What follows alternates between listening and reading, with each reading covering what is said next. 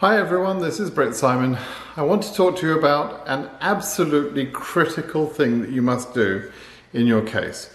If you screw this up, it will cost you your green card. I'm talking about your documents that you have to send to KCC. So I'm going to give you some pointers on how to do this correctly. I know people have done this wrong. I know this has already cost people their green cards, and I know it will continue to cost people their green cards until you pay attention correctly to what I'm about to tell you in this video. So please, take a few minutes for the sake of your green card. Watch this video very, very carefully. And if you don't understand any aspect of it, please let me know. You can use the closed caption translation. There's an automatic translation if you don't understand me very well.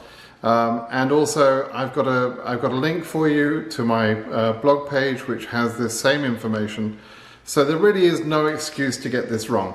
But as I say, it will screw up your green card application if you get this wrong. And so you must pay attention to it. Okay? Okay, let me show you a document and explain what you need to understand about your documents. Okay.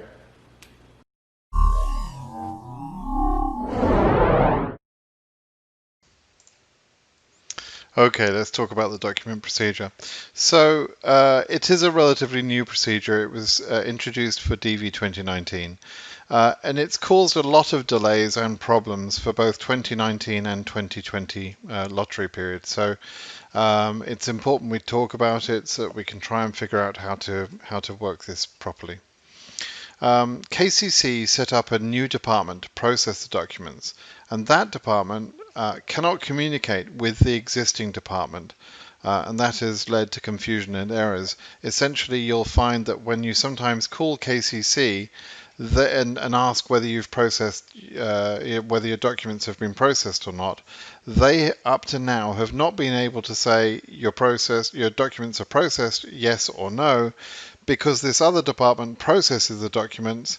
KCC existing department can't see the documents and can't even see a progress report on how it's going. It really has become quite difficult to deal with KCC over this, and it's led to some confusion. But I think people have also confused the situation themselves because they're not doing this right, or they're not following instructions or something. I'm not quite sure what, but I think people, it can't be possible that KCC are the only cause of confusion and errors in this process, because there are plenty of people that have managed to do this, and some people seem unable to get their documents to KCC despite trying 2, 3, 4 times. So it must be a combination of KCC's problems and the applicant's problems. So without a case having the documents processed, that case won't be scheduled for interview. All right. So quite literally, this could cost you your green card because you don't do this correctly. You'll never be scheduled, and of course you can't be issued a visa. Some people send their documents and they get an automated confirmation email upon receipt, and they think they're all good. They think that they've done the right thing, but that automatic email is meaningless. You could send a picture of Mickey Mouse and you're going to get an automatic confirmation back, right? So you can't rely on the automated confirmation. You have to be very careful about what you send and whether it's been sent properly and whether KCC truly got that document set. The only email that you should care about is the one that indicates ready for scheduling. So after you've sent your documents, and you send your documents, by the way, when you're asked for them typically, but in some cases I'll start telling people to send them even without being asked. But normally KCC asks you for your documents, you send your documents, and after some time, it might take a few days or it might take a few weeks, they're going to send out an email which I call the ready for scheduling email. That email starts with the words, "Congratulations, our records indicate that you have submitted all documents," and it goes on. Right? So unless you've seen that email, you are not ready for your scheduling. It doesn't matter if you got your automated email. Okay? Please be very, very clear about that. KCC sometimes work in case number order on these documents, but not always. So it depends on the backlog of work they've got rather. I have explained this to people over and over again. People don't really understand it, but people ask questions like, what number have they got to for sending documents? That's not a sensible question because you'll find that high case numbers can sometimes be sent documents request, and sometimes they'll go in case number order. So forget that question. It doesn't make any sense to ask that question, and it shows that you don't understand because you're not listening to me. Okay, so please do try and understand. Don't try and determine when you're going to get an email based on the case number that you've heard your friend Joe has received his documents email. The reasoning for this is that the documents will generally only be requested once the DS260 is processed, and all the DS260s can potentially process at different speeds. So you might have submitted your DS260 perhaps even on the same day as a friend of yours. But maybe you've done a different job, maybe your name is different, maybe you've lived or traveled to different places, and so your DS260 is not going to process at the same time as that other person's DS260. Therefore, you may get an email to send your documents at dramatically different times, even if your case numbers are the same, even if you sent the DS260s at the same time. Okay, so please don't judge your time of getting that email to ask you for documents based on your friend Joe or whoever the heck you're talking about. So you know, a higher case number, I mean, I get so many of these questions, drives me bananas. A higher case number can be asked for documents before yours. Doesn't mean anything, doesn't mean they broken any rules. It's perfectly normal. Just forget other people, focus on your case. Now, this is the important point I want to stress here in red. Many people think that they have sent documents to KCC, but KCC say they've not received them, and so that is what I'm trying to address in this video here, right? Okay, so let's talk about that. First of all, the required documents. I decided to make a list of the documents and talk through these, but really I want you to refer to the email that you're sent. You're sent an email by KCC. It's possible that they could modify this procedure, and so the list of documents that they asked to send might be different to this list I'm showing you here. But I'll give you this list so that you know roughly what documents we're talking about. And please don't ask me, as some of you do, shall I send my education certificate? Shall I send them my swimming certificate that I got when I was 11? No, you don't send any of that crap. You send them just what they ask for, and here's what they ask for. They ask for your passport bio page. That's the biometric page, the page that has the details about you. Okay. They ask for the birth certificate. They ask for the marriage document, obviously, if you're married. If you were ever previously married and you got divorced, or you had the marriage annulled, or your previous partner died, you'll need to provide information about the marriage termination. All of them. If you married 3 times and prior to your existing marriage and got divorced or lost your wife or whatever 3 times, you'll need to provide all 3 evidence of all 3 divorces. Okay, or whatever was the reason for the marriage termination. Okay. Military records, if applicable. Obviously, if you've never been in the military, this one is not applicable to you. And again, I get questions about this. Believe it or not, I really do. I've never served in the military. How do I get my military records? You don't, because you were never in the military. Oh, God. Right. So, police certificates. Possibly for multiple countries. Again, I get many questions about this. So let me just address a couple of the sort of standard questions. You don't need police certificates for the USA. You do need police certificates for the country that you live in now, and possibly for other countries that you visited before where you stayed for over 12 months. The rules are extremely clearly laid out in the information, the instructions, about when you apply for a police certificate and when you don't. And you absolutely must read and understand those instructions, because number one, you'll get it wrong, and number two, you're going to drive me mad. Okay, and that latter point is much more important, frankly. The other thing is that you need to read the reciprocity page. It's called the reciprocity page. In the instructions, the official instructions that you're supposed to have read, it will direct you to the reciprocity page where every country has its own page, and in there it has instructions on how you obtain a police certificate. It shows you how to do it, whether you should do it or not, and so on. So follow those instructions, and if possible, document that you have followed those instructions. There are a few unusual cases. For example, most of the time the police certificate is applied for by you, it's sent to you, and you supply it to KCC and you take it to the interview. There are some countries where you apply for the police certificate, but it's sent directly to the embassy. And in that case, you have to supply information to KCC to show that you have applied for the police certificate, and you submit any documentation that you've followed the process.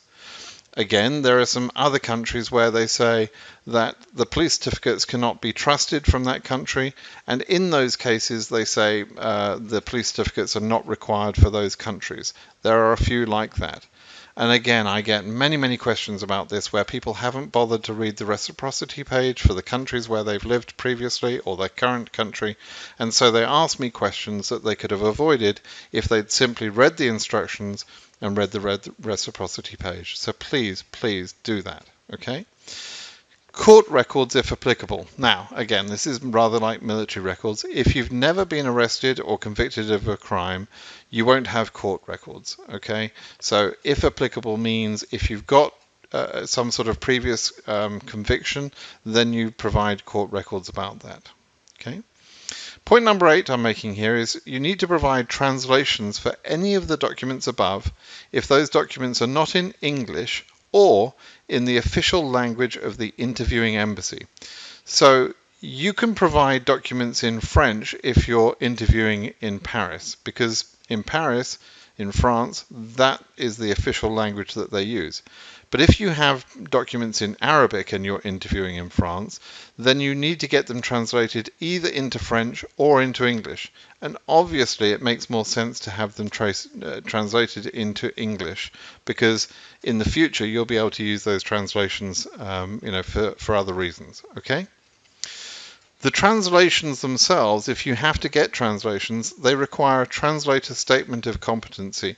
You need the person translating the document doesn't need to be an official translator, but they need to be someone not related to you, by relation, right? Can't be you, and that person needs to sign on the documents that they write a statement that says, I hereby certify that I am competent to translate this document, and I think that's about all. I'm competent to translate this document, right? And they sign that and they date it. It's just a statement of competency. It doesn't need to be fancy, but that needs to be on every translation. Okay, so that's the full set of documents, okay, and you need to do that for every person on your case. That would be yourself, any spouse, child, but if the child is under 16, for example, you may not need police certs, and you probably, most certainly won't need military records and so on, right? So the list is the full list, and it's the same for each person, but it will probably be different for each person, and it'll probably be very different for a child, right? Use some common sense, people. All right, email instructions. Again, this is incredibly important. If you do this part wrong, the whole thing is for nothing. You'll mess your whole case up. So make sure you follow this set of instructions exactly. You're going to send this email with scanned or photographed documents to KCC DV documents at state.gov. Okay? In the past, I have told people to send the documents to the regular KCC address where things were going wrong, and I did that by special arrangement with the manager of KCC because he was aware that some documents were going missing, etc., and it was just something we were trying to see if we could get some more cases through between he and I. Right? And so, but normally you need to send the documents to this special email address, and that will go directly to this department that's processing the documents, right?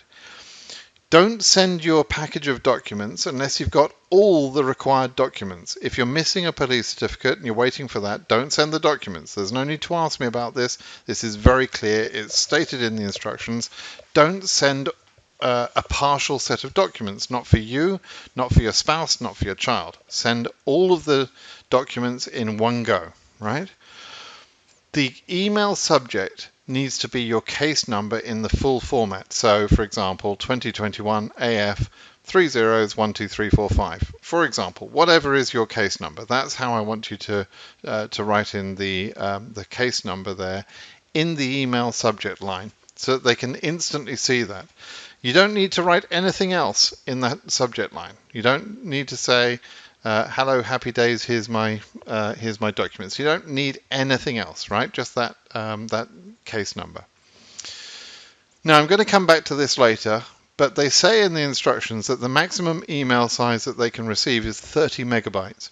But I'm going to come back to that later, because this is, I think, what is catching a lot of people out. I suspect this is probably the problem for a lot of people. So I'm going to talk about that more in its own right.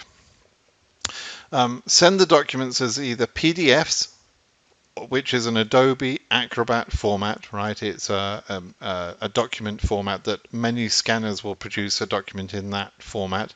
You can also produce that format from a Word document. You can take a document online, and you can produce a PDF online with various ways. So a PDF is a good format to send, right? You can also take a photo of a document. The photo can be taken by a cell phone or whatever, and then you would be sending a JPEG, either a JPG or a JPEG photo, right? Now, in each case, that file that you're sending needs to be fully legible. So, if you're taking a photo with a camera, for example, a phone camera, you need to make sure it's good quality.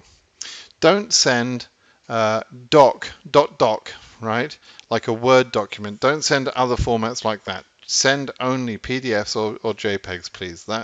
They're two formats that I know that KCC can handle. So don't send anything else. Don't send PNG. Don't send funky formats of Word documents or whatever. Don't send anything else. Just send PDFs and JPEGs, right? As I mentioned, the documents must be fully legible.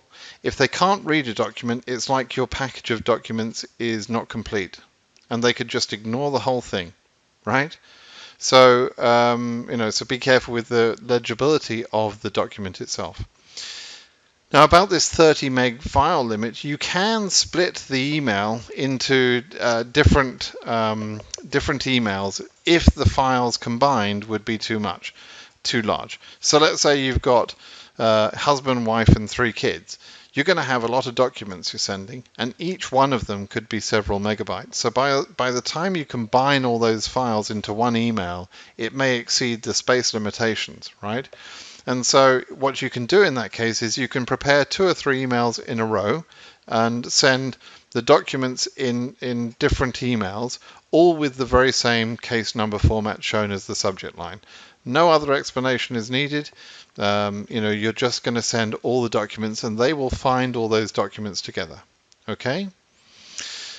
Use the naming convention on the files. I've explained this in an article that I've got on my blog site. But use that naming convention I'm showing there.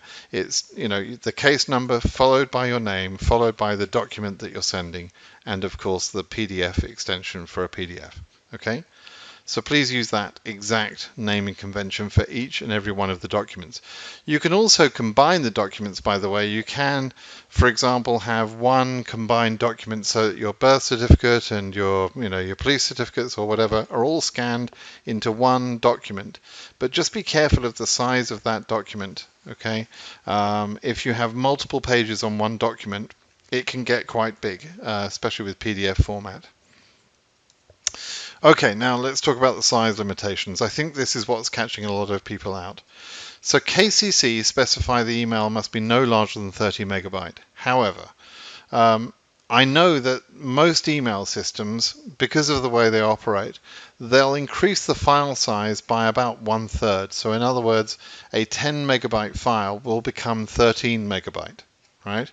So if you want to avoid the 30 megabyte limit, because as far as I know, maybe their email server will simply reject the email if, or the documents, it might keep the email, and this is the worst way, it might keep the email, but it might strip off the documents, right? And then you'll get the automatic email, but there'll be no documents attached to your email. Right? So you need to stay below, in my opinion, I would recommend staying below 20 megabyte. So if you have 20 megabyte or maybe 21 megabyte of documents in your email, it'll be multiplied by a third, and so 20 megabyte becomes 26 megabyte, and therefore under the 30 megabyte limit. Okay. So that's the first limitation that you need to be aware of. And as I say, if you need to, you can split up the files into multiple emails. The other limitation you need to be aware of is that some email systems that you're sending from will sometimes switch to sending a link instead of sending the actual attachment. Right? So if you've got your documents on Google Docs, for example, and there are other services that work the same way, Dropbox or whatever, sometimes the document itself will be a link, not an attachment. So please be careful with that, because I believe they won't click on the links to get the documents.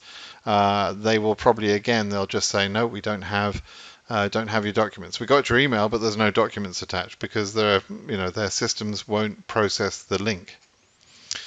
The other limitation is that sometimes email systems even just limit the size of the emails that can be sent. So the email might appear to have been sent. It might say sent, etc. But you'll probably get an email response that says your file was too big for our servers or something like that. So what I suggest you do is send your email one time to yourself or to somebody else, so that you can check that the email actually is sent by your email system, and then try and check the total size of the email that you're sending as well. Once you're sure that it's going, at least from your email account, then go ahead and send it to KCC. And then just, finally on this page, the automated email receipt means nothing. Again, please understand that. Loads and loads of people tell me, well, I know I sent my documents because I got the automated email. Again, it doesn't mean anything. It could have been a photo of Mickey Mouse. It could have been a document. It could have been a scan of a newspaper. Who the hell knows? The point is, it doesn't mean that you sent the right documents. It doesn't mean that they've received the documents, etc. It just means that you sent them an email with something. So don't rely on that. Be sure that you sent the documents, okay? All right, so please, please, please make sure you do this right. Doing it wrong could cost you your green card. So if you'd like to know more about this particular subject, and you really should, because this is important, go over to this link. I've put it on the screen there, BritSimonSays.com, and then /document-procedure-modification. Okay, go to that link. I'll put the link in the YouTube description below as well, and make sure you're doing this right. Okay. So please understand, I am interested in you getting your green card. You deserve it. It's yours. But you can ruin the whole thing by not following instructions in this process. And that's what I'm here trying to do, to make sure you don't mess this up for yourself. Okay? Okay, guys, I hope this has been helpful for you. Please remember, immediately go and subscribe to my channel. Click the bell icon below as well. Make sure you get notifications when I publish new content like this. And give me a thumbs up, like on this email, please, to let me know you liked it, or ask any questions below. All right, thanks everyone. Keep well. Bye-bye.